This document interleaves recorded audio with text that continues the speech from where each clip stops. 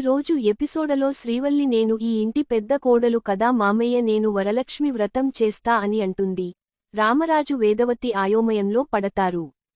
తరువాత ప్రేమ, నర్మదా ఇద్దరు ముందుకు వచ్చి అక్క నువ్వు వ్రతం చేయవచ్చు కాని మామయ్య గారు అత్తయ్య పెద్దవాళ్లు వాళ్లు కూర్చుంటేనే బాగుంటుంది అని అంటారు.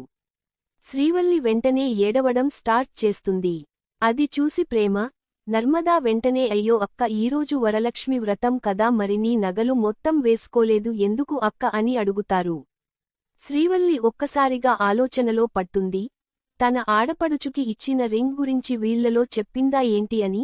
తరువాత ప్లేట్ తిప్పి మామయ్య అత్తయ్య మీరు పెద్దవారు పూజలో కూర్చుంటేనే బాగుంటుంది అని అంటుంది.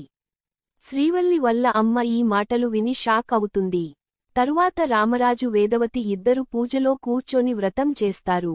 ఇది ఈరోజు ఎపిసోడ్. రేపటి ఎపిసోడ్ కోసం ఛానల్ సబ్స్క్రైబ్ చేయండి మరియు ఫాలో చేయండి.